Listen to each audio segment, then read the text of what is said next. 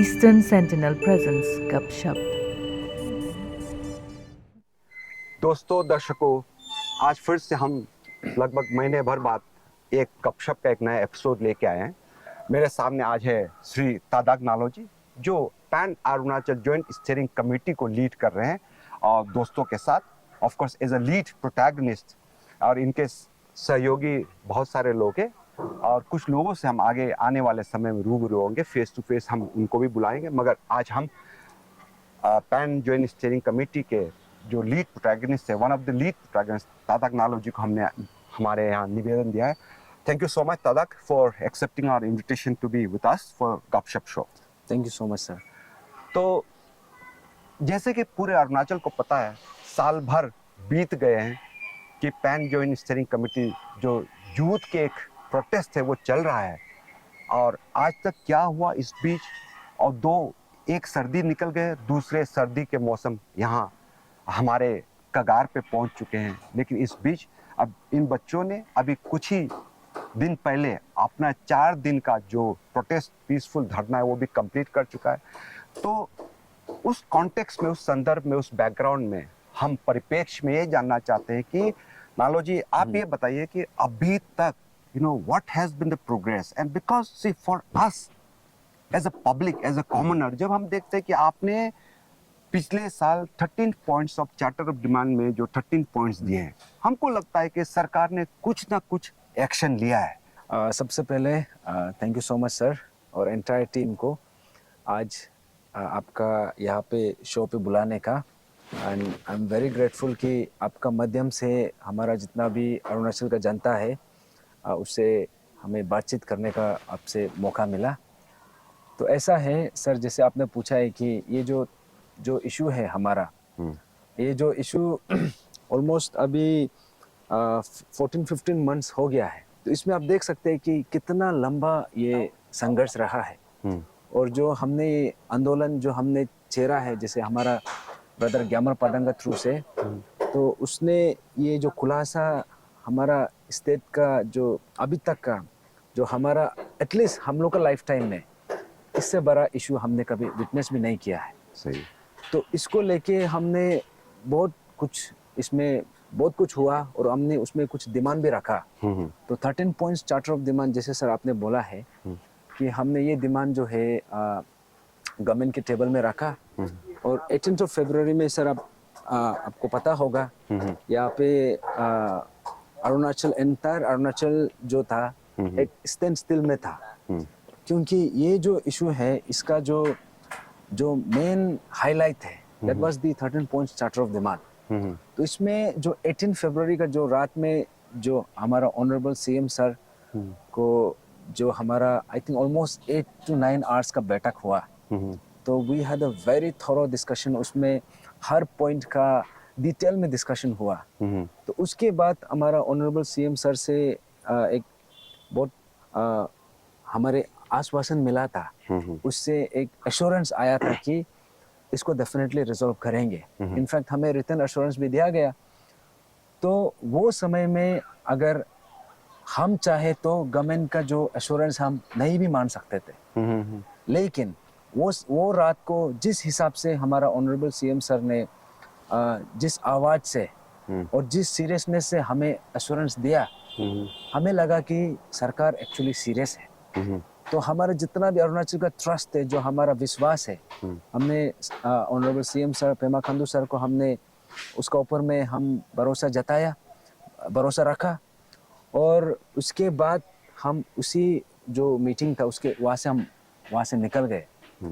तो हमें लगा कि जैसे 18 फरवरी से हमें लगा कि डेफिनेटली सरकार का तरफ से आउटकम आएगा।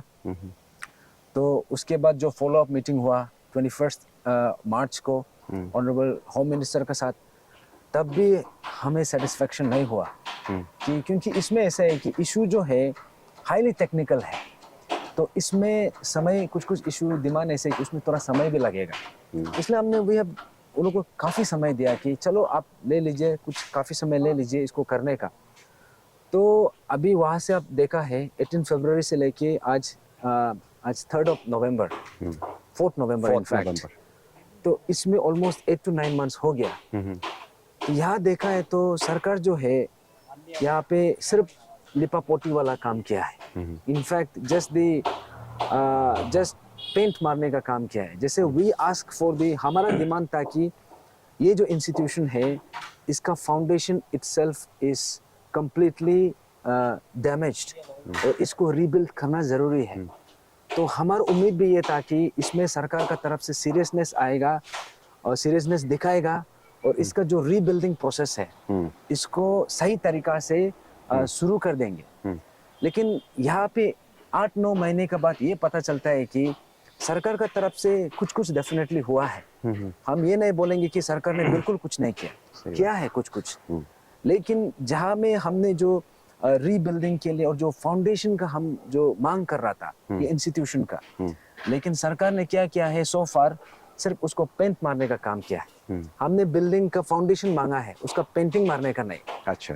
तो इसलिए अभी तक जैसे ऐसा होल क्यूमुलेटिवली देखा जाने से यहाँ पे एक भी ऐसा पॉइंट नहीं है जहाँ में सरकार सही तरीका से रिजॉल्व किया हो। तो इसलिए हमने सरकार से फिर से अपील किया कि क्योंकि हमने आपका एश्योरेंस को मान के हम आपका ऊपर में एक विश्वास रखा है, काइंडली आप हमारा विश्वास को मत तोड़िए और जो आप कमिटमेंट खुद का अपना मुंह से विद रिटन एश्योरेंस ऑल्सो आप सबका सामने में, क्योंकि वो मीटिंग में सिर्फ हम नहीं थे, वहाँ पे उसका अपना गवर्नमेंट का स्पोक्स पर्सन लोग भी थे, इनफैक्ट उसमें होम मिनिस्टर भी थे और काफ़ी डिग्निटरीज थे। इनफैक्ट यहाँ पे हमारा अंशु का टीम भी था, हमारा पेरेंट्स ग्रुप था, सब थे, पूरा एंटायर अरुणाचल उसको विटनेस किया। तो उसी वो रात को ऑनरेबल सीएम सर ने जो अपना ही मुंह से and that was substantiated with the written assurance, उसमें बोला था कि इसमें हम डेफिनेटली काम करेंगे। लेकिन अभी दिखाई देता है कि सरकार अपना कमिटमेंट में खरा नहीं उतरा है। तो उसको लेके हम, जैसे आपने पूछा है, ये 4 दिन का जो रिसेंटली कंक्लूड हुआ है जो हमारा पीसफुल सिट इन धरना, तो इसमें भी हमने बोला है कि देखिए हमें यहाँ पे धरना करने का, प्रोटेस्ट करने का हमें कोई शौक नहीं है। इनफैक्ट धरना करना हमारे लिए बहुत दर्दनाक वाला एक्सपीरियंस है। यहाँ पे हम लोग को किसी को मजा नहीं लगता है अपना घर बार छोड़ के, अपना बाकी काम छोड़ के यहाँ पे धरना पे बैठना। यहाँ पे इसलिए क्योंकि हम आपको बस रिमाइंड कर रहे हैं कि यही बात आपने हमें एश्योरेंस दिया था, अब बस उसमें खरा उतरिए। इनफैक्ट एक्चुअली आपने देखा होगा गपशप का फॉर्मेट ही ऐसा है कि हम लोग केवल सीरियस मुद्दे पे बात नहीं करेंगे, लेकिन ये मुद्दा इसलिए सामने पहले लाना पड़ा बिकॉज आज तादाग नालों को पूरे अरुणाचल में जानते तो because of the pan Arunachal joint steering committee के कारण। लेकिन हम हमेशा जैसे कहते हैं गपशप शो में क्या है कि we want to bring the personality of Tadag Nalo which is up and close, है ना, yet not known to the public, है ना। ऐसे भी हम बात करेंगे। It's not a very very serious discussion, but coming back to your point about the 13 points, ऐसा है ना, 13 पॉइंट्स में जैसे आप लोग खुद देखते हैं, जैसे आप कह रहे हैं कि कुछ चीज़ें जो सरकार के सपोर्ट से क्यूरेटिव पार्ट आप जो बोलते रहते हैं वो ठीक है, सरकार के तरफ से आगे किया जाना चाहिए, सरकार पुश करना चाहिए। लेकिन आपके तरफ से ये भी कहना है कि क्यूरेटिव पार्ट को छोड़, लेकिन रिफॉर्मेटिव पार्ट जो है, पब्लिक सर्विस जो रिफॉर्म है वो तो सरकार को ही करना है। एब्सोल्युटली, कम से कम वो तो पूरा कर दो, ये तो कह रहे आप, है ना। बिल्कुल। और दूसरा ये है कि जहाँ पिनलाइज करना है, जिसको सस्पेंशन करना है या टर्मिनेशन करना है, वो जहाँ एक्शन लेना वो भी लेने को आप यही कर रहे हैं। तो आपको क्या लगता है कि क्यूरेटिव पार्ट में काम नहीं हुआ ना, रिफॉर्मेटिव और जो पेनल्टी वाले साइड पे काम नहीं हुआ, आप किस पे, मतलब सरकार कहाँ काम किया कहाँ नहीं किया, ये आप क्लियरली पब्लिक को बता दीजिए आज। एग्जैक्टली सर, आपने जो पूछा है एक्चुअली हमारा जो 13 पॉइंट्स चार्टर ऑफ डिमांड या फिर हमने जो भी रिलेटेड डिमांड्स रखा है, इसको अगर गौर से देखेगा तो इसको आप दो डिवीजन कर सकते हैं, 2 कैटेगरी में आप बांट सकते हैं। एक है क्यूरेटिव और दूसरा है रिफॉर्मेटिव। जैसे सर आपने पूछा है कि जहाँ तक क्यूरेटिव पार्ट जहाँ पे कंसर्न है उस पे सरकार का जो रोल है लिमिटेड है। अच्छा। तो उसमें जैसे कि उसमें कोर्ट का रोल आ जाता है, जो फास्ट ट्रैक वाला जो है। इन्वेस्टिगेशन एजेंसी का रोल आ जाता है, और लाइकवाइज डिपार्टमेंटल इंक्वायरी का रोल आ जाता है। तो यहाँ पे सरकार का रोल ये है कि उसमें जो भी डिपार्टमेंटल इंक्वायरी है या फिर इन्वेस्टिगेशन में सरकार का तरफ से जो मदद हो सकता है, उसमें सरकार का रोल उसमें आता है। और एज फार एज दी जो रिफॉर्मेटिव जो पार्ट हम जो मांग रहे हैं, जैसे कि हमने मांगा कि whistle blower act and prevention of unfair means act, likewise हमने एसओपी का भी मांगा है। तो ऐसा करके जो रिफॉर्मेटिव पार्ट है, ये जो है ये सिर्फ और सिर्फ सरकार ही कर सकता है, क्योंकि यहाँ पे जो अथॉरिटी है वो सरकार है। तो इसलिए जैसे आपने पूछा है सर कि इसमें सरकार ने कौन से एरिया में कितना किया है और कितना करना बाकी है, तो यहाँ पे सही तरीका से देखा जाएगा तो क्यूरेटिव पार्ट में जो सरकार का जो एक रोल था, इनफैक्ट जो अभी भी है, उसमें सरकार ने जस्ट पार्शियली ही किया है। जैसे कि फॉर एग्जांपल उसमें जो टर्मिनेशन का हमने जो मांगा है, ताकित जरंग और यहाँ पे और जो भी एक्यूज था, उन्होंने इतना ज्यादा नाम लिया, तो लेकिन अभी तक वो लोग को डिपार्टमेंटल इंक्वायरी भी शुरू नहीं किया, और यहाँ पे सस्पेंशन तो दूर का बात, इंटरोगेशन भी शुरू नहीं हुआ। पब्लिक सर्विस के ऑफिसर्स के बारे में बात कर रहे हैं या आप जो एपीसीएस जो क्लियर कर चुका है, जो सस्पेक्ट है, उनके बात कर रहे हैं? यहाँ पे ऐसा है कि जैसे कि यहाँ पे जो भी एक्यूज है, जिसको पकड़ा गया है, उन्होंने बहुत ज्यादा नाम लिया। उन्होंने मिडिलमैन का भी, जो ब्रोकर्स है उसका भी नाम लिया, जो ऑलरेडी सिटिंग जो ऑफिसर्स है, जो रिक्रूटेड ये इंस्टीट्यूशन का थ्रू से जो रिक्रूट हुआ है, उन लोग का भी नाम लिया। लाइकवाइज ऐसा बहुत नाम लिया है जहाँ पे सरकार एक्चुअली कॉग्निजेंस ले सकता है, लेकिन सो फार इतना ज्यादा नेम लेने के बावजूद भी अभी तक सरकार ने जो एक प्रोएक्टिवनेस अभी तक दिखाया नहीं है। और as far as the investigation जहाँ पे कंसर्न है, जैसे हमने मांगा कि सीबीआई के लिए हमने मांग रखा था, वही हमारा मांग था, ईडी के लिए भी मांगा था, और जो कोर्ट मॉनिटर प्रोब के लिए भी हमने मांगा है। तो उसमें आप देखा होगा, सीबीआई में आप देखा होगा कि as far as CBI is concerned, उसमें जो पर्सनल रिक्वायरमेंट है, जो लॉजिस्टिक सपोर्ट्स का रिक्वायरमेंट है, जो सीबीआई हमें खुद ऑफ द रिकॉर्ड भी बताता है, ऑन द रिकॉर्ड भी बताता है कि सरकार से इनफ सपोर्ट नहीं आ रहा है। तो उसको लेके भी, हाँ बिल्कुल, हम सीबीआई को ऑफिस में इनफैक्ट फ्रिक्वेंटली बहुत बार गए थे कि वहाँ पे लास्ट टाइम ये भी बताया था कि वो लोग को 10 ऑफिसर का जरूरत है, 10 आईओस का, लेकिन सरकार का तरफ से सिर्फ दो ही दिया गया। लाइकवाइज और भी लॉजिस्टिक सपोर्ट है जहाँ पे सरकार जो है उस पर इम्प्रोवाइज कर सकता है, उसमें प्रोवाइड कर सकता है ये सब रिक्वायरमेंट्स। और जहाँ तक ये जो और सीबीआई का जो इन्वेस्टिगेशन है, उसमें भी सरकार ने अभी तक फॉलो अप करने का कुछ इनिशिएटिव भी नहीं उठाया।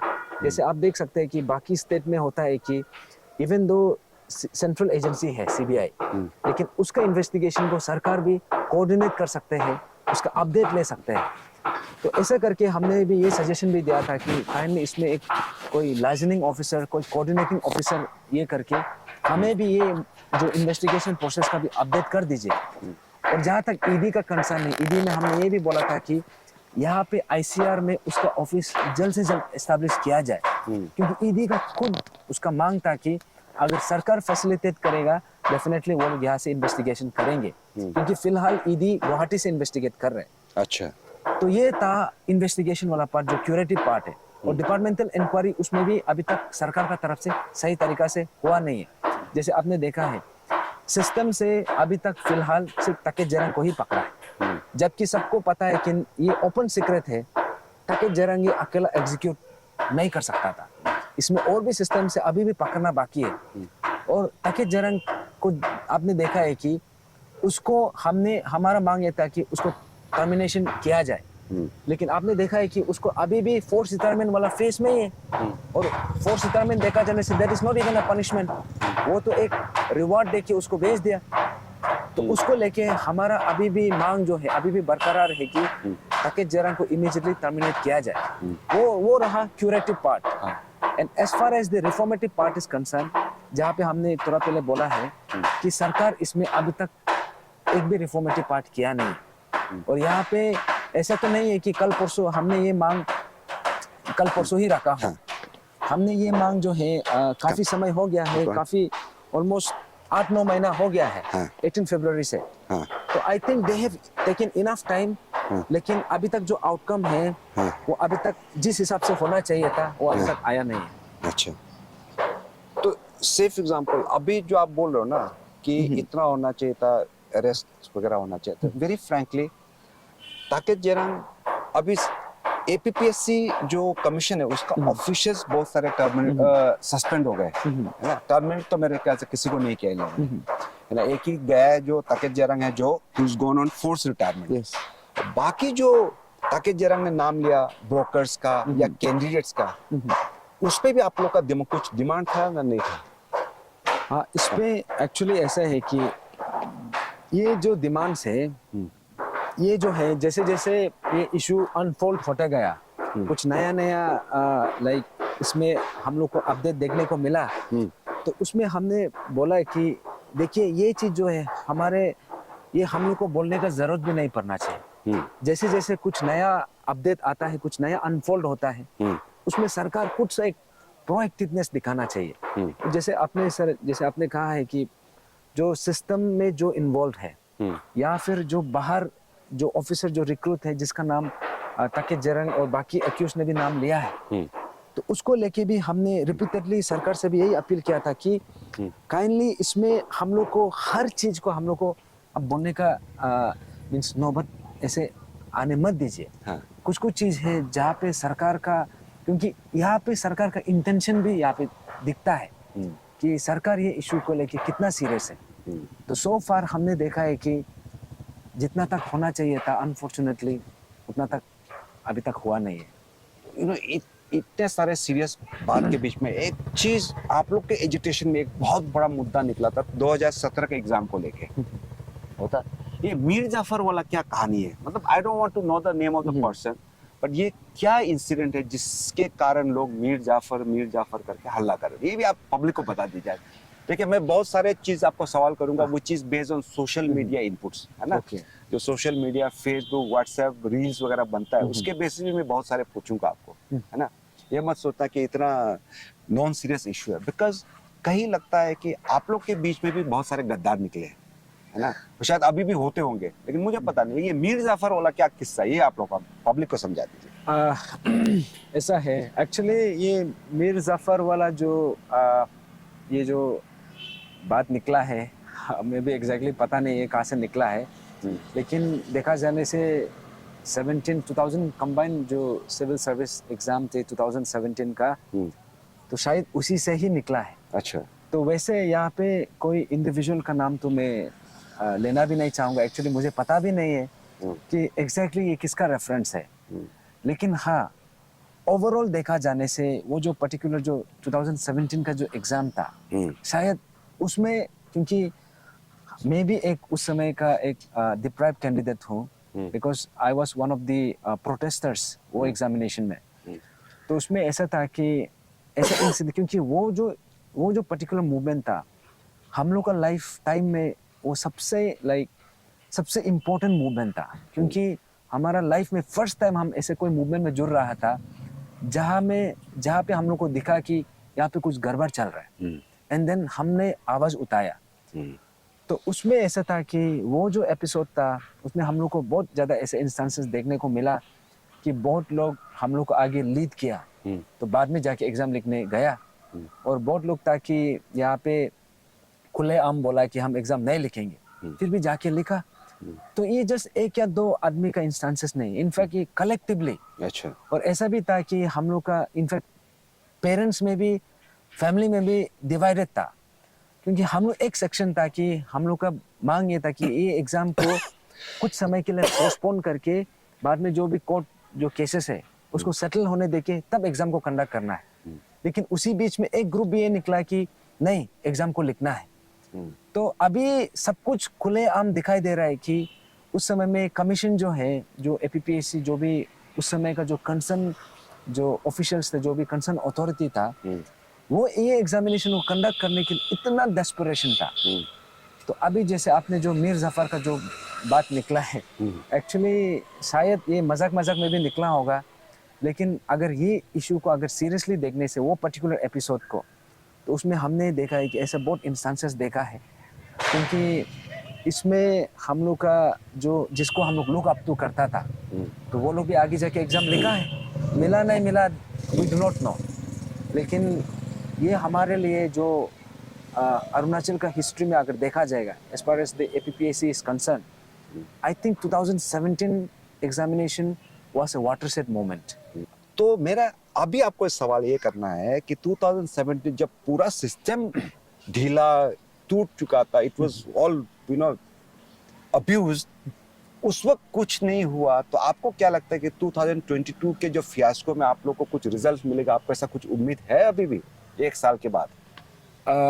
देखिए सर, 2017 का जो एग्जामिनेशन था, जैसे थोड़ा पहले मैंने कहा कि वो जो था हम लोग का अरुणाचल का हिस्ट्री में एक वाटरशेड मोमेंट था।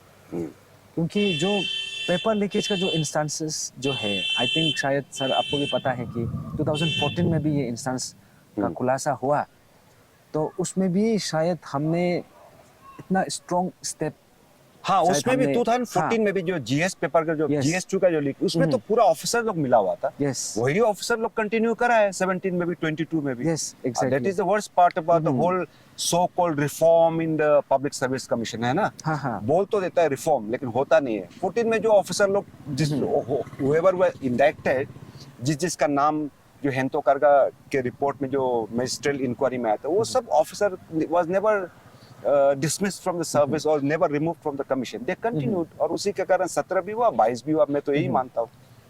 चलिए, हाँ। anyway, these are matter of conjectures, है ना? Yes yes. तो जैसे सर आपने पूछा है, जो 2017 में जो इतना बड़ा जो एक घटना हुआ था, जो फियास्को था, उसमें हम लोग का अरुणाचल में वो एक ऐसा सिचुएशन था,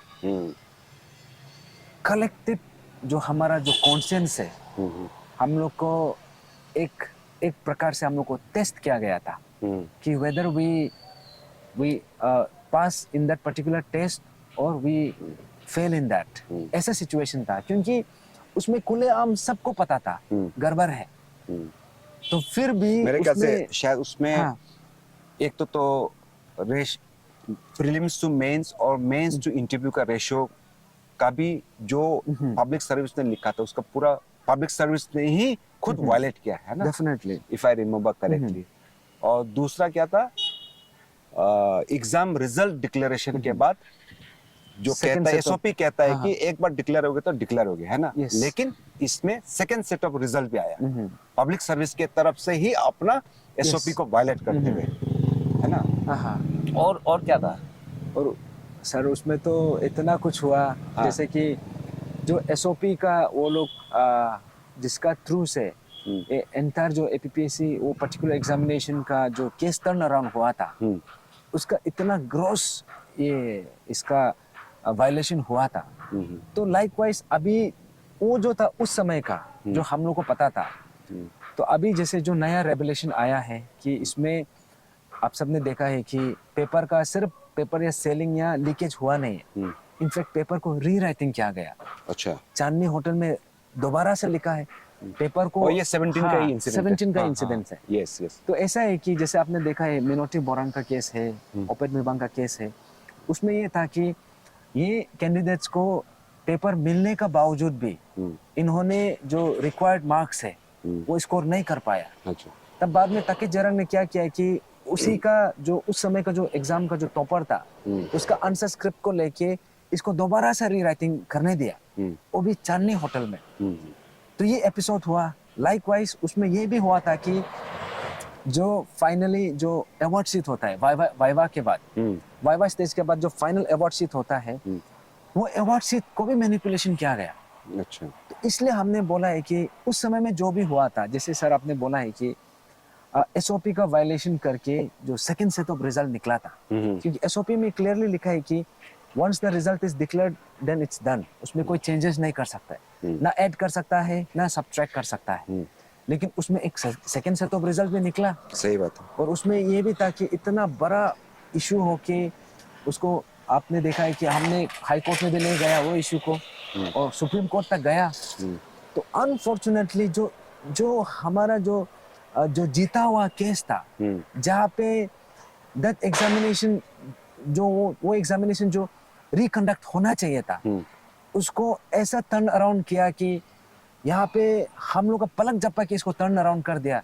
और ये जो नया खुलासा जो आया है, जैसे पेपर लीकेज का थ्रू से जो रिसेंटली हम लोग को जानने को मिला, ये जो है उसका बैकड्रॉप है।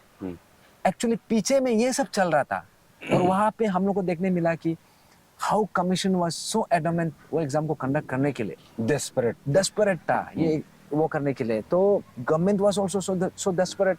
इनफैक्ट हम लोग को लाठी चार्ज भी किया गया, वाटर कैनन वो किया, इनफैक्ट हमें जेल में भी भेजा और टेनिस कोर्ट में हमने इनडेफिनेट हंगर स्ट्राइक भी किया।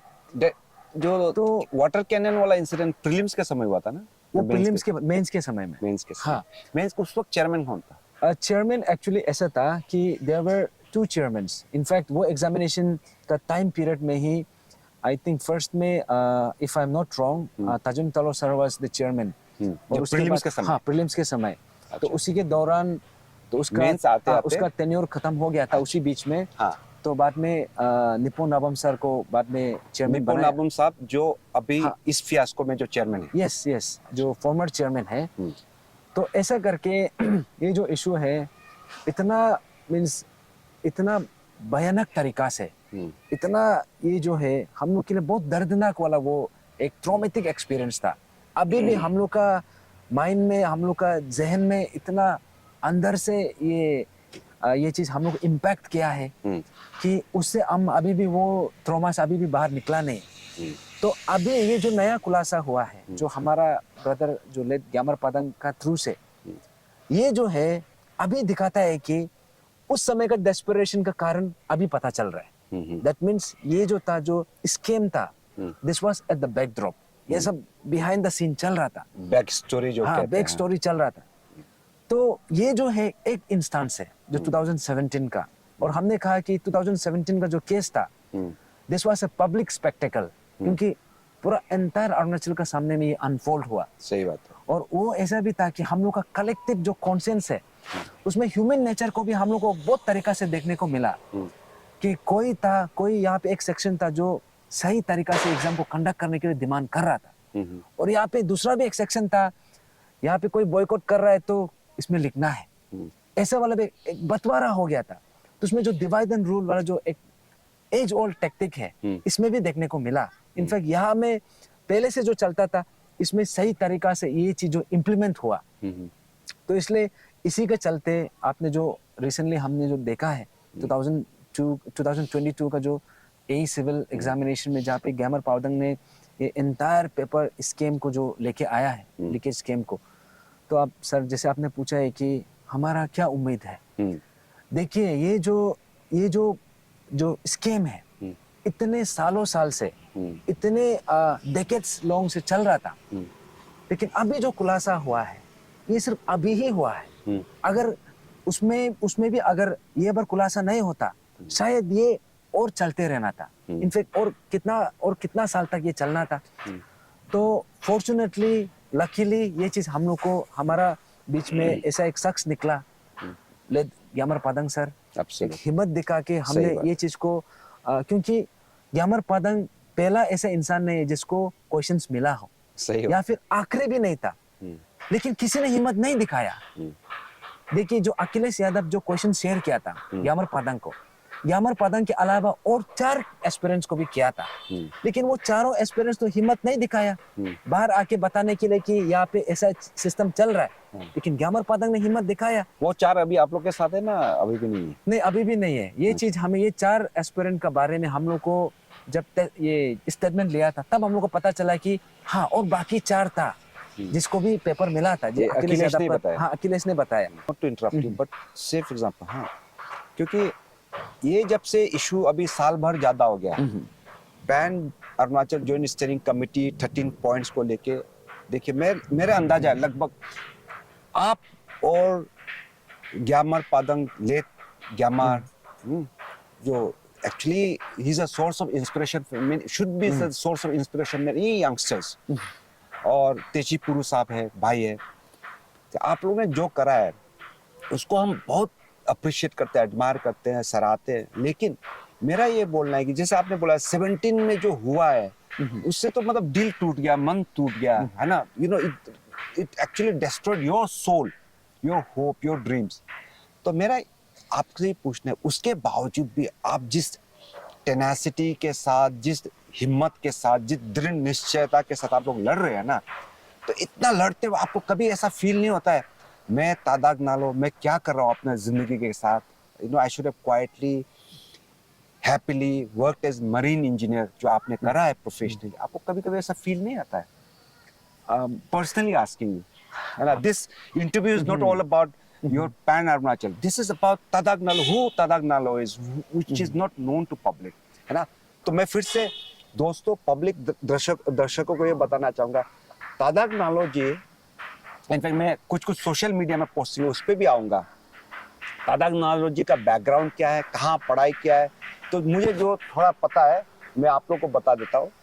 वो यहीं डॉन बॉस्को में पढ़ाई लिखाई करा है, स्कूलिंग, उसके बाद फ्रंटियर स्कूल है जीरो में करा है, उसके बाद दार्जिलिंग में जो माउंट हर्मन करके एक बहुत बड़ा इंस्टीट्यूट, अभी लगभग 200-250 साल 200-250 साल से ऊपर पुराना स्कूल है, अंग्रेजों के जमाने का एक हेरिटेज एक स्कूल है, वहाँ बहुत सुंदर स्कूल है, वहाँ इन्होंने पढ़ाई करा। उसके बाद अपना मरीन इंजीनियरिंग करा है ना, फिर काम नौकरी भी बाहर करा है। लेकिन उससे ज़्यादा इम्पोर्टेंट तो ये एक सवाल इस पे मैं ये बोलूँगा, इतना you are from a privilege family, you had all the luxury to have, you had the luxury or choice to have kept away from this movement, from this protest, and not to go through this pain, the angst that you are enduring now, है ना, you could have avoided. आपको क्या जरूरी पड़ा, ऐसा महसूस होता है कि हम यहाँ कहाँ फंस गए, ऐसा फील आता है? कभी कभी तो ऐसा होता है, definitely, to be very honest, जैसे सर ये तो दिल का बात बोला है।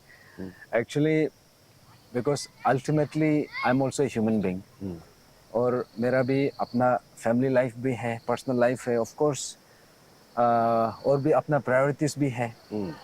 तो कभी कभी ऐसे सोचता है कि आई थिंक ये इशू में जुड़ना भी दिस वाज इन डेस्टिनी, क्योंकि मेरा जो कोर्स था, जैसे सर आपने बोला है कि मरीन इंजीनियरिंग मैंने किया है, तो उस पे मेरा जॉब लग गया था आउटसाइड द कंट्री, इनफैक्ट सिर्फ इंडिया में नहीं, दुनिया घूमते अभी आप गवर्नमेंट के ऑफिस घूम रहे हो यहाँ पे, ऑफ कोर्स। कभी डीसी कैपिटल के ऑफिस जाते हैं तो वो आपको एसपी के ऑफिस भेजता है, तो एसपी भेजता है आपको सेक्रेटरी के, वहाँ सेक्रेटरी भेजता है मंत्री के ऑफिस, फिर चीफ सेक्रेटरी। तो यही मैं बोल रहा हूँ, दुनिया घूमते थे आप, है ना। यस, तो कंटिन्यू कीजिए। लेकिन मुझे मतलब कभी कभी मैं भी सोचता हूँ कि ये लड़का कर क्या रहा है। सर जैसे आपने बोला है, आई रियली फील दैट ये इशू में जुड़ना भी शायद मेरा लाइफ में एक डेस्टिनी भी था शायद, क्योंकि इससे पहले मैंने कभी ऐसा मूवमेंट में कभी जोरों शोरों से जुड़ा नहीं। हाँ, 2017 का एक केस था जहाँ पे even though I was in the part of the movement, लेकिन I was mostly at the backdrop, I never came for front. उसमें आई वाज वेरी टिमिड, शर्म भी लगता था, डर भी लगता था। तो मेरा ऐसा कोई ये भी नहीं था कि इंटेंशन भी नहीं था कि मुझे आके लीड करना है, ऐसा कुछ भी नहीं था। तो जैसे मेरा प्रोफेशन का हिसाब से एक्चुअली मेरा जॉब जो है हमारा, मेरा जो अपना एक जो पर्टिकुलरली जो मरीन इंजीनियरिंग का जो जॉब है आउटसाइड द कंट्री था, लेकिन of course because of the family pressure, of course यहाँ पे ऐसा है कि जितना भी ना बोलने से भी अल्टीमेटली फैमिली प्रेशर डालने से मजबूर कर देता है। तो I had to lead the job, तो उसका कारण से I have to come back. और मेरा माई फादर, जैसे आपने बोला है, I am from a privilege family. I really feel privilege, not because कि my father happens to be so and so, not because of that, but because of the fact कि I have, मेरा जो family background है, मेरा जो I have such a supportive family, and then of course whatever जो भी requirement था I have been provided with.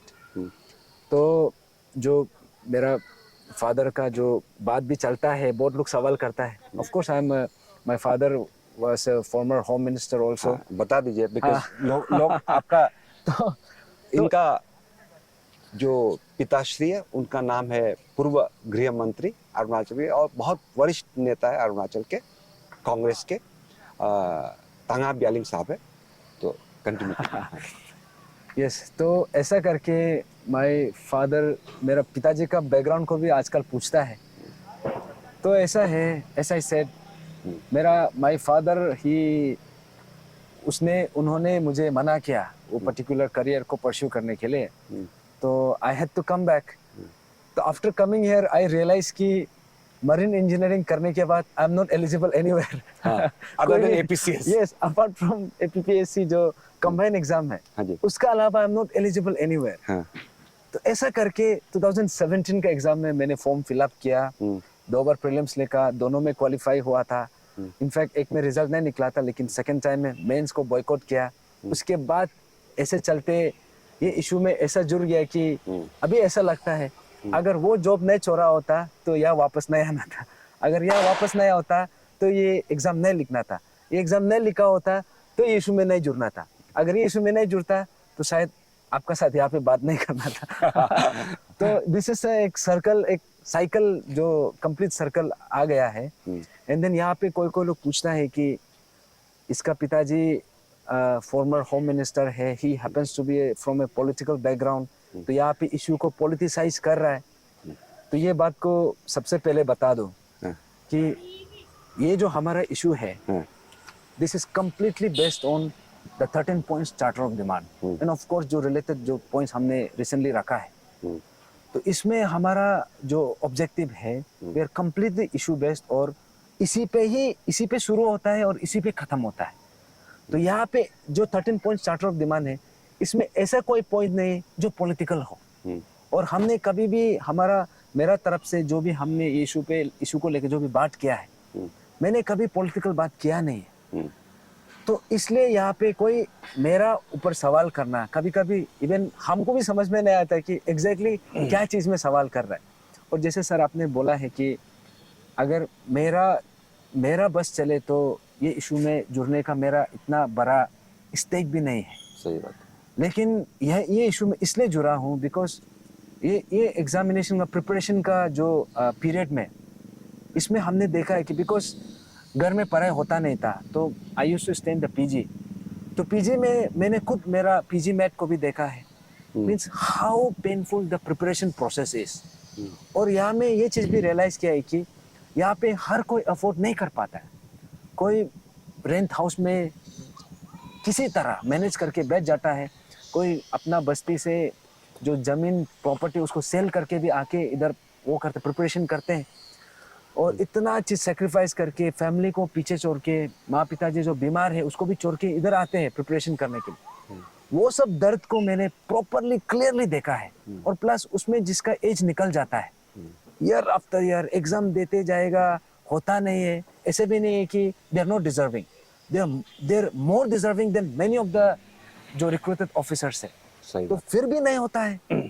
तो ये सबको हम उस समय में पता नहीं चलता है, may be because of the luck और वट एवर। लेकिन अभी पता चल रहा है कि ये सब जो पीछे में चल रहा था, इसका कारण से ये हो रहा है। सही बात। तब मुझे लगा कि नहीं, there is something wrong with this system, and इसको लेके हमें बात करना चाहिए। और ये सिर्फ अभी के लिए सिर्फ नहीं, ये आने वाला पीढ़ी के लिए भी है। और इसको अगर बड़ा कॉन्टेक्स्ट में देखा जाएगा तो, क्योंकि जो एपीपीएससी जो है स्टेट का सबसे बड़ा इंस्टीट्यूशन है, रिक्रूटिंग इंस्टीट्यूशन। तो ये इंस्टीट्यूशन अगर ये कॉम्प्रोमाइज हो गया तो यहाँ पे जो रिक्रूट होता है, जिस यहाँ से जो भी रिक्रूट होके आता है, स्टेट को अल्टीमेटली स्टेट का फ्यूचर को वही डिसाइड करता है। और जो हमारा यहाँ का जो यंगस्टर का जो ड्रीम्स एंड एस्पिरेशंस है, कहीं ना कहीं ये इंस्टीट्यूशन में ही लास्ट में इसी में ही सिमट जाता है। सही बात। तो जब ये इंस्टीट्यूशन कॉम्प्रोमाइज है, दैट मीन्स हमें लगता है कि our future itself is compromise. Then I realise the seriousness of this issue. Then मुझे लगा कि अपार्ट फ्रॉम एवरी मेरा जो भी अदर जो भी फैक्टर्स है, जो भी मेरा बैकग्राउंड हो गया व्हाटएवर, मुझे लगा कि ये इशू को सही तरीका से इसको इशू को रेज करना चाहिए। तब irrespective of my, जैसे मैंने पहले भी कहा है, दिस इंटरव्यू, ये जो हमारा गपशप जो चल रहा है, this will not be confined to only public service commission issue और दिस थिंग, है ना। लेकिन जैसे आप अभी जब बोल रहे थे, दो तीन चीज बोला। एक तो इनका जो बैकग्राउंड है, ये किनका सुपुत्र है ना। पुत्र नहीं बोलूंगा मैं, सुपुत्र बोलूंगा, है ना। I am proud of who Tadak Nalo is today, and so therefore I think, you know, you have done a good job as a son of a father. So therefore लोग बोलते हैं पुत्र, सुपुत्र और कुपुत्र बोलते हैं ना। बेकार बच्चे को कुपुत्र बोलते हैं, अच्छे बच्चे को सुपुत्र बोलते हैं। तो ये सुपुत्र है तांगा ब्यालिंग साहब का, जो पूर्व गृह मंत्री रहे हैं। तो बीच में, इसलिए आपको अभी जो इंट्रोडक्शन दिया, तो इसमें बीच में एक बहुत बड़ा बवाल मचा था आप और आपके दोस्तों के अगेंस्ट और खिलाफ।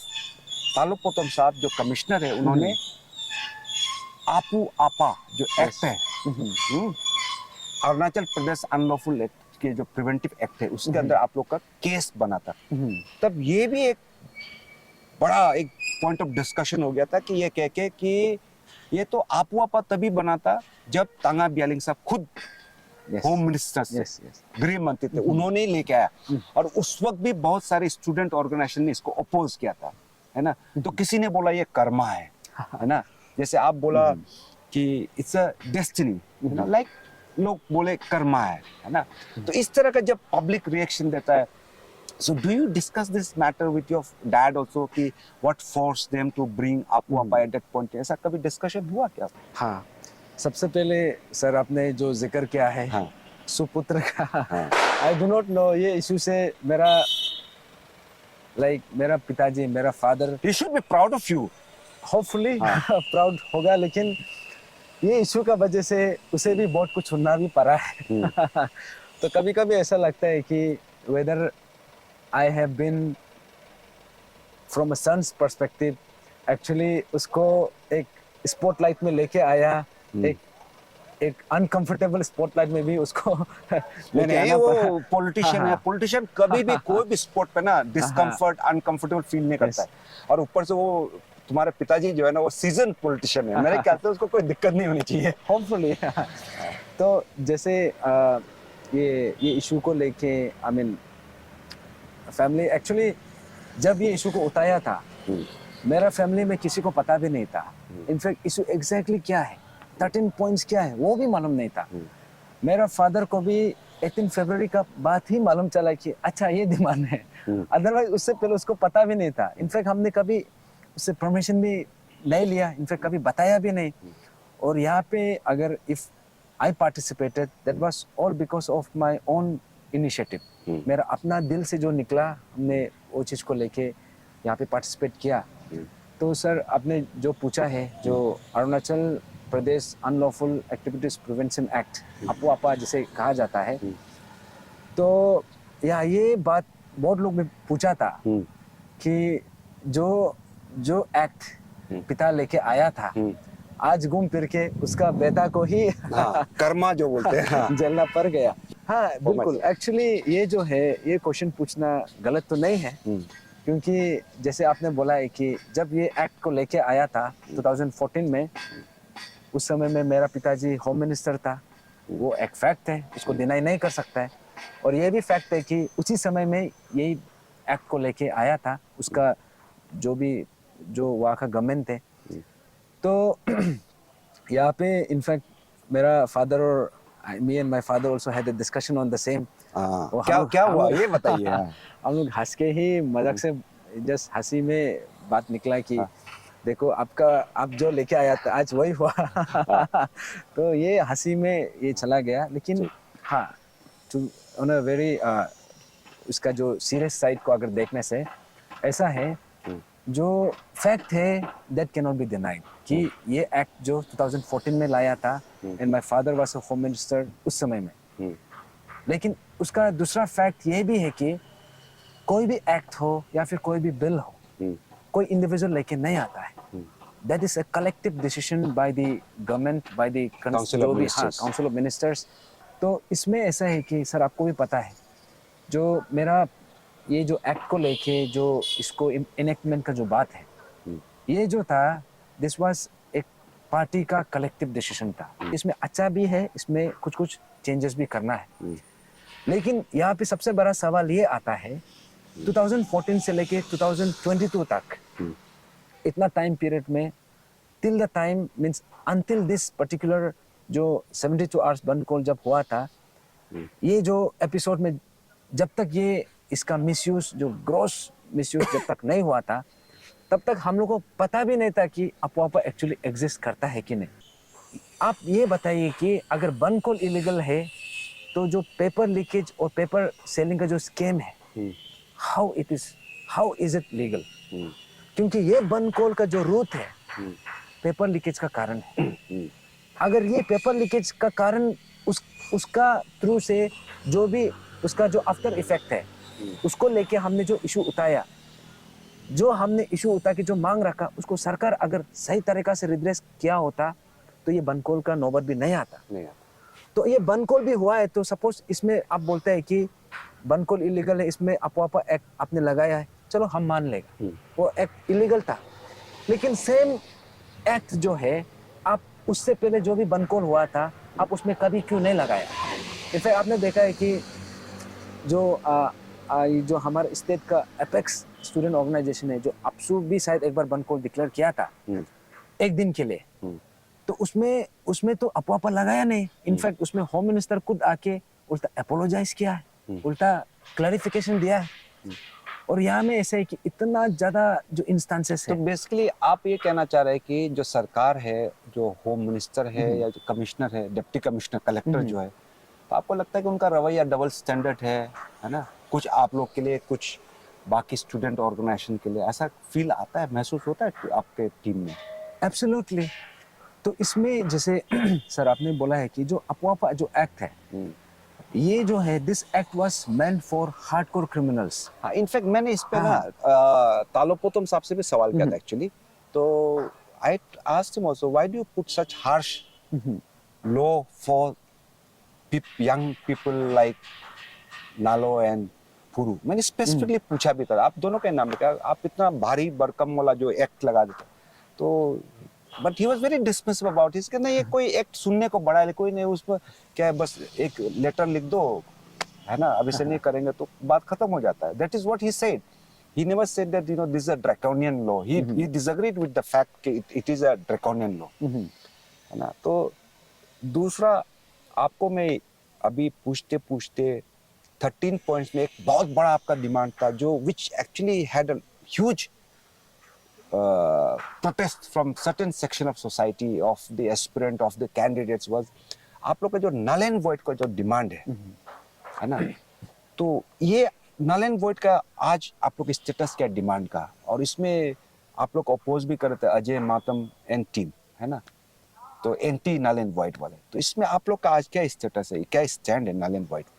हाँ, जैसे सर आपने जो अपोपा का जो बात किया है, अपोपा में इसमें ऐसा है कि अगर डीसी सर अगर ऐसा स्टेटमेंट निकाला है तो that is a very insensitive statement, क्योंकि उसने जो 1 महीना तक वहाँ पे बिना गलती किए जिसने जेल में टाइम गुजारा है, उसका दर्द को शायद उसने महसूस किया नहीं।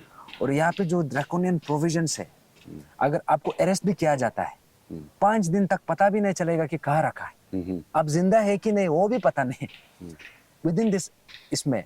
और इसमें अगर जो कंसर्न अथॉरिटी है, डिस्ट्रिक्ट एडमिनिस्ट्रेशन, व्हाटएवर स्टेप जो मेजर्स लेता है, उसके लिए वो लोग रिस्पॉन्सिबल भी वो नहीं होगा, they will not be responsible for their acts. I mean this are some instances. और यहाँ पे ड्रैकोनियन इसलिए भी है क्योंकि इसको है सिलेक्टिवली यूज किया गया था। मोर देन दैट, जैसे आप सर आपने पूछा है कि उससे पता चलता है कि how the entire hierarchy from top to bottom, government से लेके डिस्ट्रिक्ट एडमिनिस्ट्रेशन से लेके पुलिस प्रशासन, एवरीबॉडी ये पर्टिकुलर एक्ट को लेके, ये इशू को दबाने के लिए, सप्रेस करने के लिए, इसको कंप्लीटली नलिफाई करने के लिए, इसमें वो लोग का जो ये एक्ट को मिसयूज करके हम लोग को उन्होंने कोशिश किया है। तो जहाँ तक जैसे आपने जो दूसरा सवाल पूछा है, जो नल एंड वॉइड वाला पॉइंट है, ऐसा है नल एंड वॉइड जो है एक्चुअली इसमें इतना बड़ा कंटेंशन का जगह भी नहीं है देखा जाने से। ये मांग जो है, टू बी वेरी ऑनेस्ट, ये मांग जो है ये मेरा इंडिविजुअल मांग नहीं है, या फिर तेचिपुरु सर या फिर हमारा pan Arunachal joint steering committee जो मेंबर्स है, सिर्फ हमारा मांग नहीं, ये मांग है।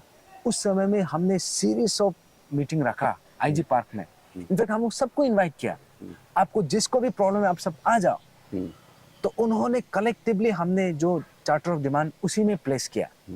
तो ये मांग पब्लिक का मांग था, डिप्राइव्ड एस्पिरेंट्स का मांग था कि यहाँ पे जो पेपर लीकेज या पेपर जो स्कैम हुआ है, ये ऑल ऑफ अ सडन या फिर एक्सीडेंटली नहीं हुआ है। ये जो हुआ है तो इतना सालों साल से in series of examination one after the other. तब हम लोग ये किया है कि यहाँ पे सरकार, you can not run away from the accountability here, क्योंकि जो भी हुआ है आपका नाक का नीचे में हुआ है। आपका इसमें आपका स्टेट का जो इंटेलिजेंस है उसका उसका मौजूदगी के बावजूद भी हुआ है। तो इसमें स्टेट का इंटेलिजेंस का आइडिया नहीं था, ये कभी पॉसिबल ही नहीं है। तो इसलिए हमने रखा कि जहां जहां में पेपर लीकेज हुआ है, दैट मीन्स आप ये नहीं बोल सकते कि नॉर्मल से लीकेज हुआ है। उसी का कारण, वो स्कैम का कारण से आप कितना लोगों का जिंदगी को बर्बाद किया है, कितना ड्रीम्स को आपने क्रश किया है, कितना एस्पिरेशंस को आपने जिंदा दफनाया है।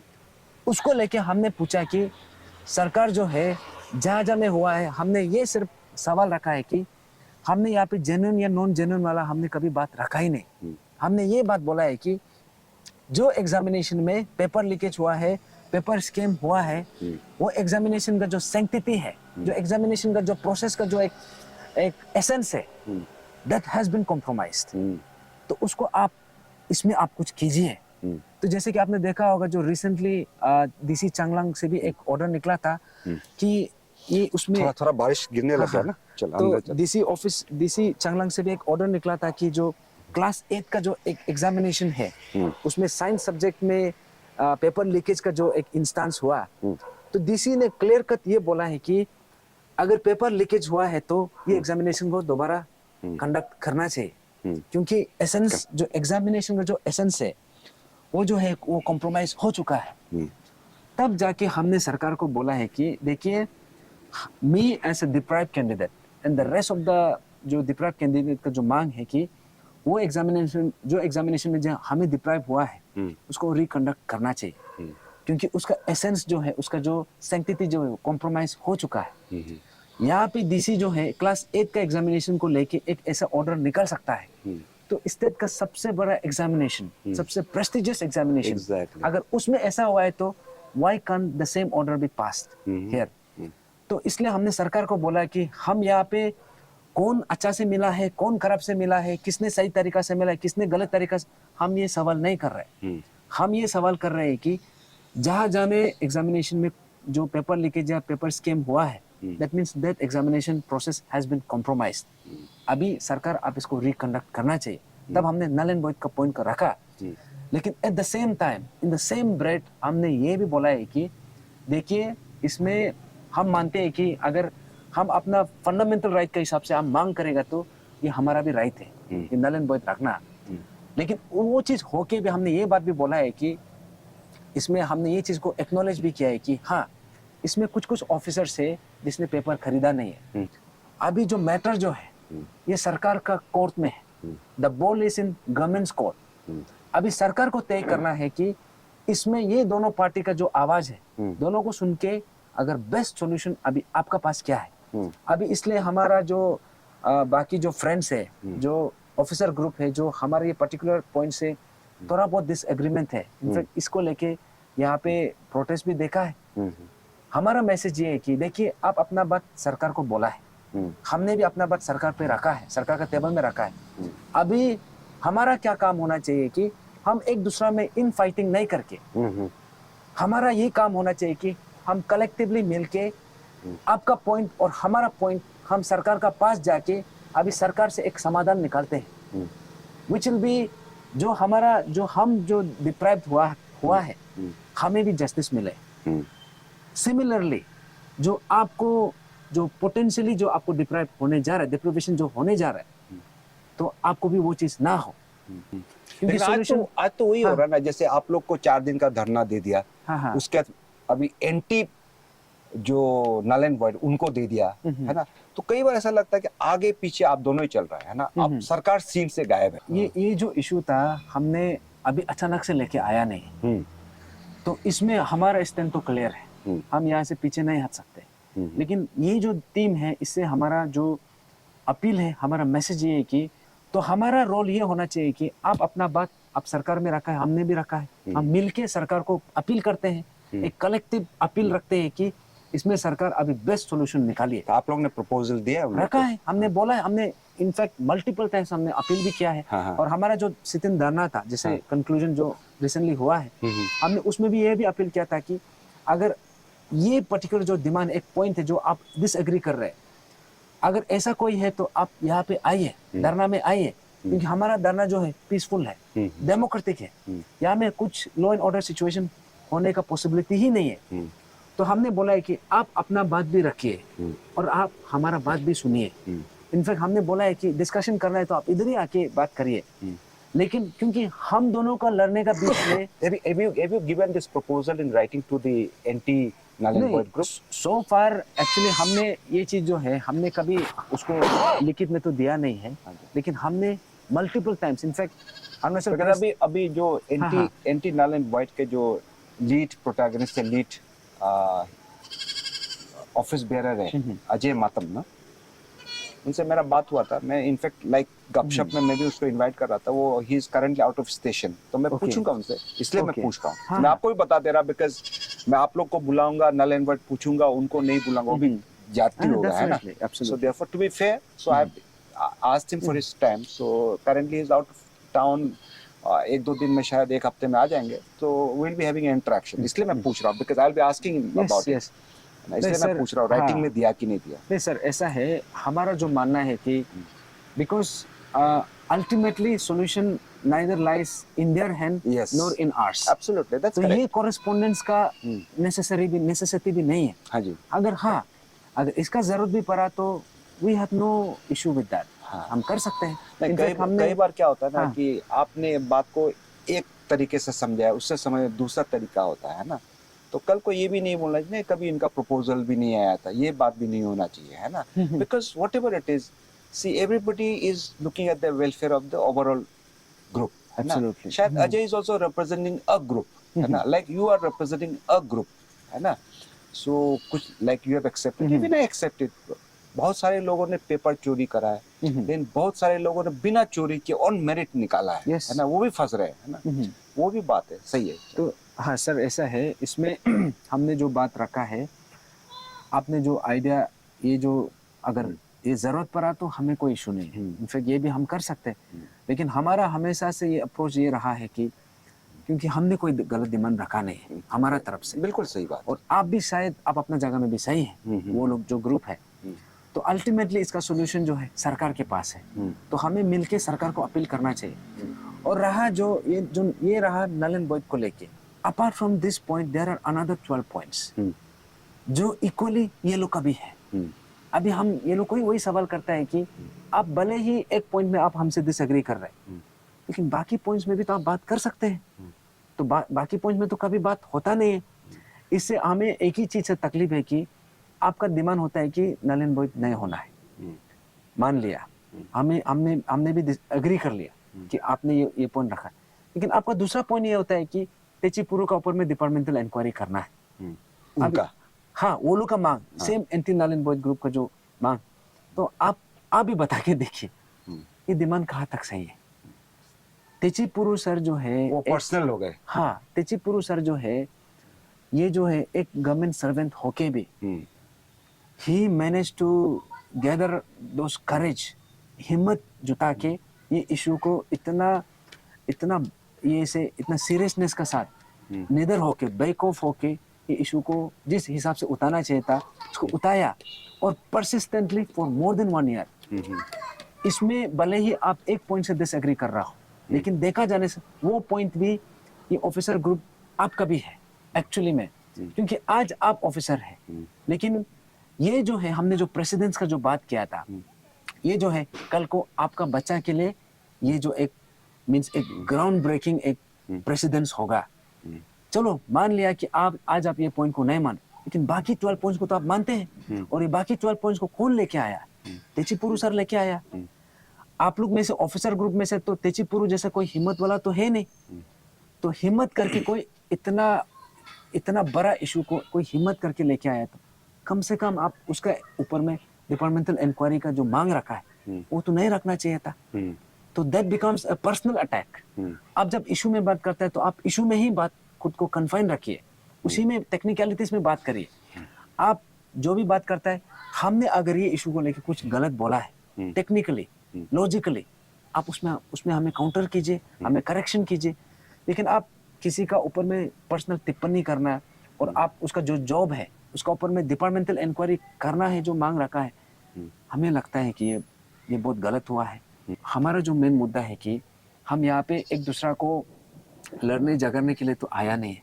हमारा कॉमन जो कॉमन एनिमी अगर बोला जाए तो वो सिस्टम है, क्योंकि सिस्टम में जो गड़बड़ी हुआ है उसको करेक्शन करने का, और उसके लिए हमें जो कॉम्पिटेंट अथॉरिटी है, जो कंसर्न अथॉरिटी, उसको हमें मिलके अपील करना है, ना कि एक दूसरे से लड़ना। तो धूप ढल गया है, शाम हो गए, बारिश भी हो गए, ठंड भी शुरू हो गए, और इसके बाद हम तादाग नालो का जब कॉफी पिलाएंगे, उसका कॉफी के दौरान हम बातचीत करेंगे। पैन अरुणाचल जॉइंट स्टीयरिंग के अलावा अभी और पब्लिक सर्विस के खिलाफ लड़ने के अलावा आप क्या करते हो फ्री टाइम में? सर ऐसा है, एक्चुअली ये इशू का चलते बहुत कुछ साइडलाइन करके रखा है। आपने खुद भी देखा है, जो बाकी जो एक्टिविटीज़ है, जो भी नेसेसिटीज़ है, in fact for the time it is on hold है। इनफैक्ट ये ऑन होल्ड हमने ऑलमोस्ट 1 साल ज़्यादा हो गया। हाँ, इसीलिए मैं पूछ रहा हूँ। हाँ, जैसे कि बहुत लोग, मेरा अपना एरिया से भी बहुत लोग कॉल भी करता है कि your father is in the election, तो what are you doing there, वहाँ पे क्या कर रहे हैं? जैसे सर आपने देखा भी होगा कि हमने ये इशू में, क्योंकि इसमें जो टेक्निकलिटीज़ है और बाकी ये चीज़ में वर्कआउट करने के लिए इतना ज़्यादा है, और प्लस यहाँ पे सिर्फ हम एक ही ऑफिस में या फिर कोई एक पर्टिकुलर डिपार्टमेंट में हम ये चीज़ को इशू को अप्राइज कर रहा है, वो बात नहीं है। इनफैक्ट हमें यहाँ पे डिस्ट्रिक्ट मजिस्ट्रेट को भी मिलना पड़ता है, और वहाँ से हमें चीफ सेक्रेटरी का पास भी भेजा जाता है, और उसके बाद हमें एसपी ऑफिस में भी भेजा जाता है। वहाँ पे 3-3, 4-4 घंटा डिबेट करना पड़ता है, बहस करना पड़ता है। इनफैक्ट ऐसा दिल खोल के, दिल छू के बताओ, कब आखिरी बार तुम दिल खोल के हंसा है? क्योंकि तुमको हम जब भी देखता है, you are not smiling, you are always serious. ऐसा कब आखिरी बार दिल खोल के हंसा है, ये आप हमको बता दीजिए। अब देखिए, एक्चुअली नहीं, ऐसा तो नहीं है कि नहीं हंसा, ऐसा तो बात नहीं है सर। हाँ। कभी कभी हंसी मजाक तो होता है, हम लोग का एक ग्रुप में भी होता है। हाँ। लेकिन वही है कि ये इशू का सीरियसनेस ही उतना है कि हमें सीरियस होने में मजबूर कर देता है। Welcome back.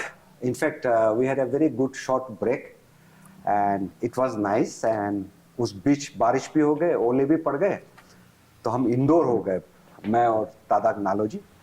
तो इनफैक्ट जहाँ हमने डिस्कशन छोड़ा तो मैं वहीं से चालू करूँगा, है ना? तो हम लास्ट में यही डिस्कस कर रहे थे कि एंटी नल एंड वॉइड का। अब मेरा दूसरा सवाल जो है आपको एक पूछने की, तो एंटी एक ग्रुप है और एक लार्ज मेजॉरिटी ऑफ अरुणाचल क्या है कि इस इशू पे कुछ नहीं बोल रहा है, बिल्कुल साइलेंट है।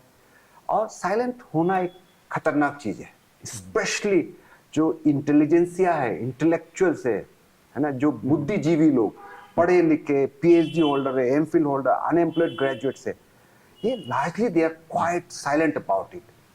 तो where do Tadag Nalo or Techi Puru and the team, where do you draw such strength and inspiration to fight this battle which is more than a year now? I think ये बहुत relevant question है. Actually, there's a saying in English, silence is considered golden.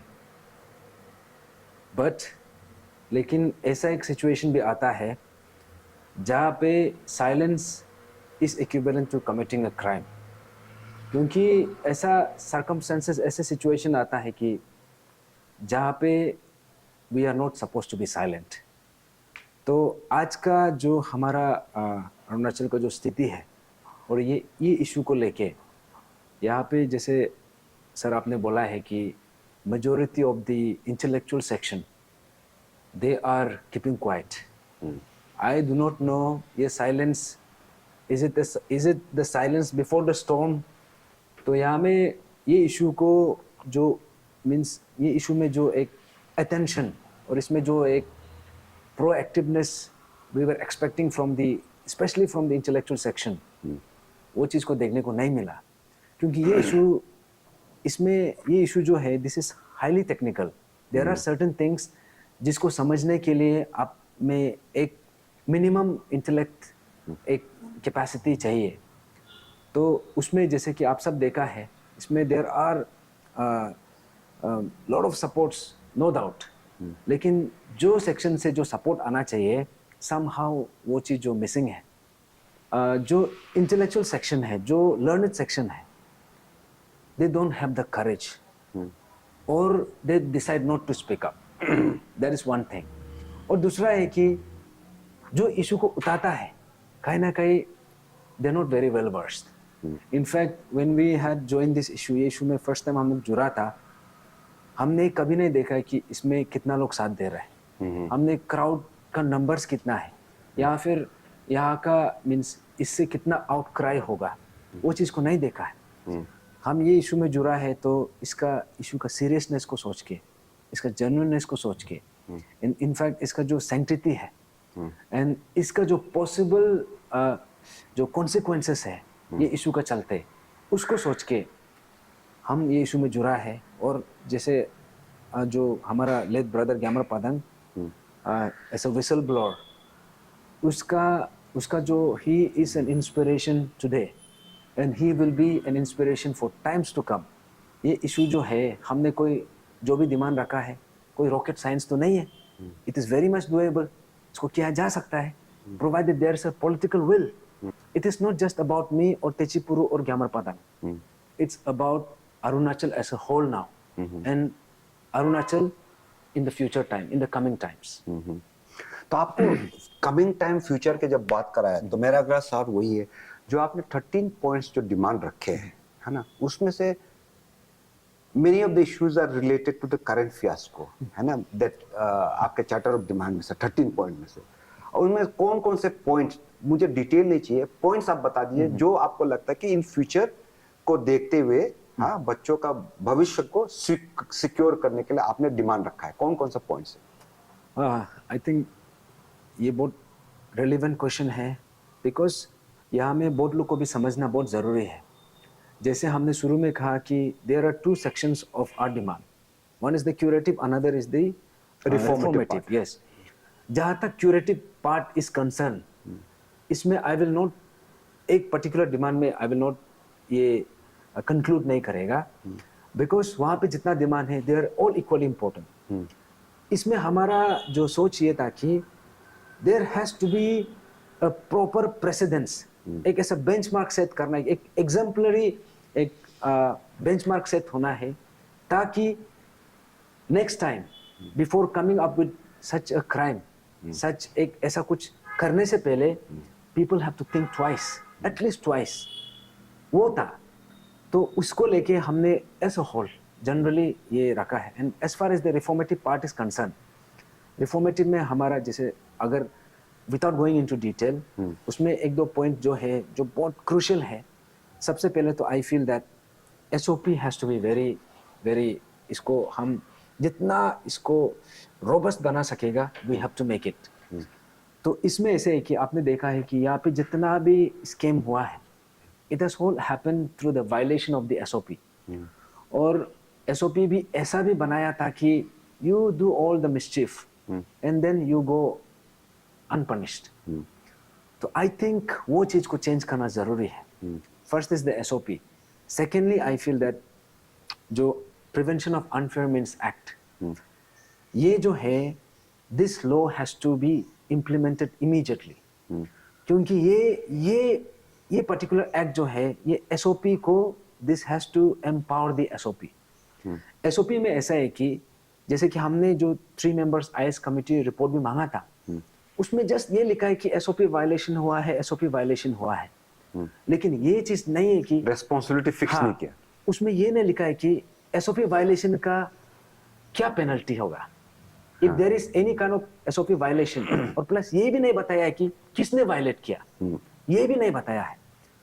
तो यहाँ में ऐसे है कि SOP तो बना लिया, but what if you don't follow that SOP, उसका कोई पेनल्टी नहीं है। That is the biggest loop hole here in the entire system. तो यहाँ में जैसे कि आप देखा है कि 3 मेंबर आईएएस कमेटी का रिपोर्ट से बोलता है कि 3 चाबी है कंट्रोल रूम का, लेकिन हमारे जो फॉर्मर चेयरमैन है निपुण रावम सर बोलता है कि 2 चाबी है। तो हु इज राइट हियर, कौन सही है? लेकिन एसओपी का हिसाब से पर इसमें ये नहीं पता कि निपुण रावम ने जो 2 चाबी बोला, 2 चाबी किसके पास है, और आईएएस कमेटी के मुताबिक 3 चाबी है, तो 3 चाबी किसके पास, वो भी टैली नहीं करा। वो चीज भी एग्जैक्टली आईएएस कमेटी जो रिपोर्ट बनाया है सिर्फ ये बनाया है कि 3 चाबी है, लेकिन 3 किसके पास है, दैट इज नॉट क्लियरली। और निपुण रावम साहब के मुताबिक 2 चाबी किसके पास है, तो उसका हिसाब से भी वही है कि इसमें कॉन्ट्रोडिक्शन है। जो स्टेटमेंट आईएएस कमेटी रिपोर्ट से निकला है वहां से निकला है, और जो एसओपी एक्चुअली जो बात करता है, there is a clear contradiction here. तो इसमें हम लोग वही बोलता है कि on one hand you say there's a violation of SOP, but on the other hand there is no such provision that if there is any kind of violation उसका punishment भी होना है बोल के कुछ नहीं है। unfair means के बाद I feel that if there is any other point which is crucial now, वो है whistleblower act, जो बहुत crucial है। तो ऐसा है, ये whistleblower act हमने इसलिए मांग रखा था क्योंकि ग्यामर पादंग being a whistleblower एक एग्जाम्पल सेट किया है, and for the future whistle blowers जो पादंग सर का जैसा कोई आना चाहेगा, उसके लिए हमने ये मांग रखा है कि इसमें विसल ब्लोअर के लिए प्रोटेक्शन भी होना है, उसको रिवॉर्ड भी करना है, एंड प्लस उसको रिकॉग्नाइज भी करना है। ये था हमारा मांग। तो इसको लेके हमने जब 13 पॉइंट चार्टर ऑफ डिमांड में हमने इसको प्लेस किया, तो गवर्नमेंट का तरफ से ये आश्वासन था कि इसको इमीडिएटली इसको इम्प्लीमेंट कर देंगे। तो ये गवर्नमेंट की तरफ से मतलब किसने, होम मिनिस्टर ने दिया ना चीफ मिनिस्टर ने दिया? यस, ऑनरेबल सीएम सर ने बोला था ऑन 18th ऑफ फरवरी कि इसको जल्द से जल्द इसको बनाया जाएगा। तो उसके बाद हमने जब फॉलो अप मीटिंग जो 21st ऑफ मार्च को हुआ, जो ऑनरेबल ये से होम मिनिस्टर से हुआ था, बामंग फेलिक्स सर से, तो उसमें हमने फिर से डिस्कशन किया कि व्हाट इज द अपडेट, कि आपने जो भी विसल ब्लोअर एक्ट में आपका जो भी आश्वासन था, कौन सा तारीख में हुआ था? 21st of March. हाँ, मतलब 1 महीने बाद। Yes, after 1 month. तो हमने अपडेट पूछा कि we have given you 1 month time, there must be some progress, अब बताइए। तो उन्होंने कहा कि हमने इसका जो कंसर्न डिपार्टमेंट है, विजिलेंस डिपार्टमेंट और सर्टेन डिपार्टमेंट्स, उसको हमने एंडोर्स किया है। इसमें इनफैक्ट हमने 3 मेंबर्स का एक कमेटी भी बनाया है कि इसमें कहाँ से इनपुट कैसे करके इसमें वर्कआउट करना है। तो ऐसा बोल के हम लोग को बताया था, लेकिन सो फार आई थिंक 21st मार्च से लेके आज ऑलमोस्ट 7-8 मंथ्स इजीली इतना समय निकल गया कि अभी भी जितना उस समय में बताया अभी भी उतना ही है। तो ये 3 मेंबर कमेटी को नहीं बताया तक, तो उसमें एग्जैक्ट स्पेसिफाई नहीं किया। तो आखिरी सवाल हमारे तरफ से कि ये सारा जो स्कैम है, ये अगर ग्यामर पादंग नहीं होता, ये स्कीम कभी बाहर नहीं आता है ना। तो Gyamar Padang is a hero for us and for a future generation. उसके स्मृति में आप लोग ने एक स्टैच्यू ऑफ ऑनेस्टी जो डिमांड रखा है, मैं एज अ कंसर्न अरुणाचली, मैं तो ये भी सोचता हूँ कि ग्यामर पादंग जी के नाम से अगर आप स्मृति में, उसके मेमोरी में, उसके रिमेम्बरेंस में अगर आप स्टैच्यू बनाना चाहते हैं, I am sure there would be people willing to donate, है ना। There would be people willing to give you land also to put up a statue.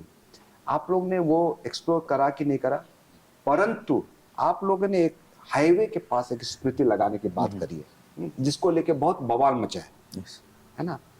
तो अब कुछ एक्टिविस्ट, कुछ student leaders recently social media में भी आया, बोला कि PAJSC they are beyond those 13 points. उनका तो इनके ऊपर भी ये भी डिमांड है, वो भी डिमांड है, इनका डिमांड का कोई लिमिट नहीं है कि आपने अभी ग्यामर पाद स्टैच्यू ऑफ ऑनेस्टी भी मांग रहे हो, ये मांग रहे हो, वो मांग रहे हैं, है ना। तो एड ऑन बहुत आते जा रहे हैं समय के साथ। सो देयरफॉर उनका ये भी कहना था कि PAGC is now digressing from the main issue उनका 13 पॉइंट से आगे निकल चुका है. They are forgetting the main issue, है ना, नंबर 1. नंबर 2, उनका ये भी कहना है कि सपोर्ट उनको बहुत कुछ मिलता है पीएजेसी को, मगर पीएजेसी के अंदर ही डिफरेंसेस है. So therefore the issue is now fizzling out.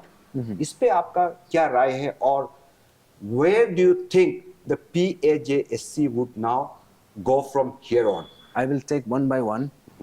Statue of honesty अगर सही मायने में देखा जाएगा तो ये भी 13 पॉइंट्स का अंदर ही आता है. इसमें जब हम 18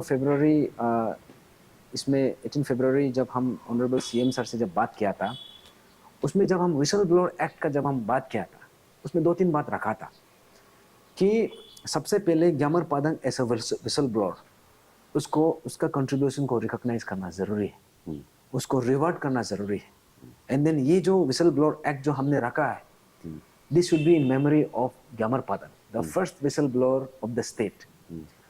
तो उसमें ऑनरेबल सीएम सर का बोलना भी ये था कि हम डेफिनेटली इसको अप्रोप्रिएटली रिवार्ड करेगा और रिकॉग्नाइज करेगा. तो उसमें ये स्पेसिफाई नहीं था कि उसमें स्टैच्यू ऑफ ऑनेस्टी का थ्रू से रिकॉग्नाइज करेगा. वो चीज़ क्लियरली मेंशन तो नहीं था, लेकिन उसमें हमने ये रखा था कि अप्रोप्रिएटली या फिर इन अ सिग्निफिकेंट वे उसको रिकॉग्नाइज करना चाहिए.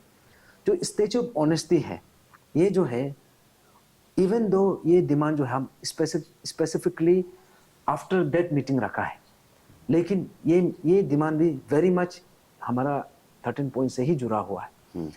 इसलिए क्योंकि कहीं ना कहीं स्टैच्यू ऑफ ऑनेस्टी जो है, ग्यामर पादंग सर का खुद का भी एक अंतिम इच्छा भी था कि वो जो पर्टिकुलर एरिया जो हाईवे में, वो एक छोटा सा लैंड है, 6 किलो का जो वेजिटेबल वेंडर्स के उसका बगल में एक छोटा सा लैंड है, उसको पादंग सर जब वो जिंदा था, इनफैक्ट वो लास्ट मैसेज मुझे ही भेजा था, जो व्हाट्सएप मुझे किया था. दैट सेम मैसेज इस अभी आप सब देख सकते हैं सोशल मीडिया में है.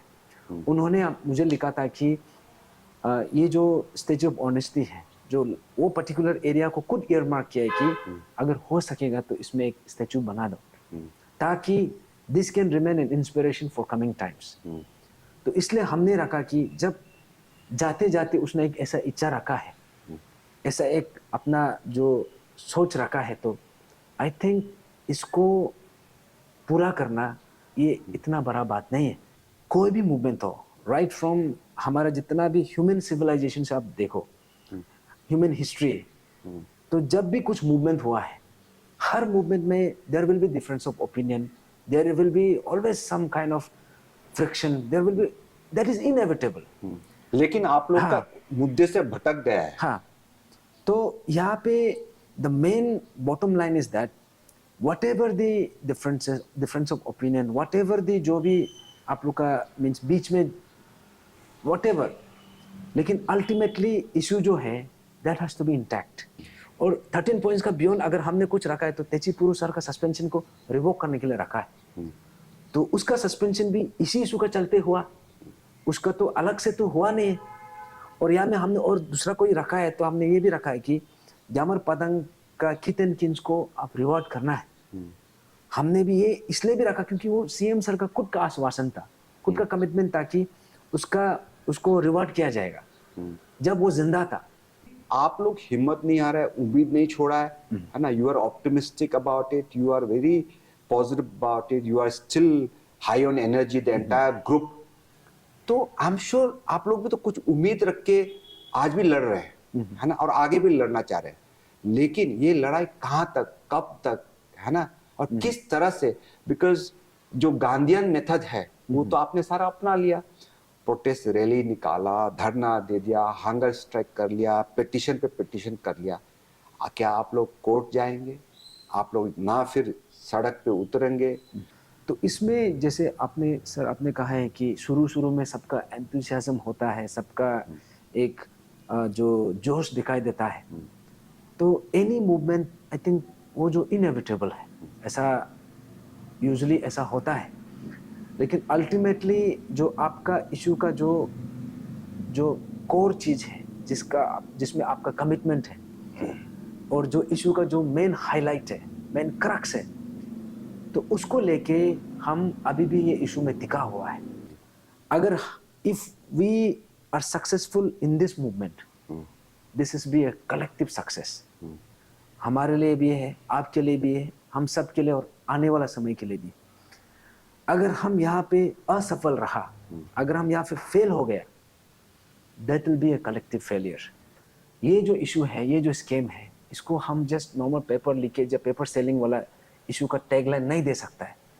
This is equivalent to a mass murder of thousands and thousands and thousands of dreams, hopes and aspirations for generations. तो तादांग नालो जी, बहुत बहुत धन्यवाद, आप हमारे साथ जुड़े और pan Arunachal joint steering committee के जो पर्सपेक्टिव वो आपने रखे और अपने पर्सनल लाइफ के कुछ जो झलकियां है वो हमें दिखाया। Boys and girls, ladies and gentleman, ये तादांग नालो जी थे आपके सामने, और बहुत ही जल्दी हम इनके जो खिलाफ, जो पैन अरुणाचल जॉइंट स्टीयरिंग के खिलाफ जो एक और संगठन है, anti null and white group जो लीड कर रहे हैं, उनके जो मेन लीडर है अजय मातम जी से हम भी हमारा बात हो, उनको भी हम बुलाएंगे, इस विषय में हम बातचीत करेंगे। और मैं सारे दर्शक श्रोतागण, जो व्यूअर्स जो देख रहे हैं इस चैनल को, मैं उनसे भी रिक्वेस्ट करूंगा, आप जिन भी गेस्ट को, मेहमान को इस गपशप शो में देखना चाहते हैं, आप कमेंट सेक्शन पे जरूर लिखिएगा उनका नाम और क्यों देखना चाहते हैं वो भी जरूर लिख दीजिएगा। और हमारे साथ आज जुड़ने के लिए बहुत बहुत धन्यवाद। लेकिन जाते जाते तादांग नालो जी को मैं यही पूछूंगा, आप आखिरी बार कब फिल्म देखा था? सर, वैसे तो एस एन वैन जब भी मौका मिलता है देखता हूँ, लेकिन हाँ, ये इशू का चलते जैसा कभी कभी ये फैमिली का साथ जब भी बातचीत होता है, तो मेरा माँ तो ये इशू को लेके, स्पेशली माय मदर, वो तो यही प्रे करता है कि इसको उतना विजडम दो कि ये इशू को छोड़ दे। तो तादांग नालो जी और उनकी टीम के लिए दिल ना उम्मीद तो नहीं, अब तक ना काम ही तो है, गम की शाम लंबी है मगर शाम ही तो है। थैंक यू, धन्यवाद।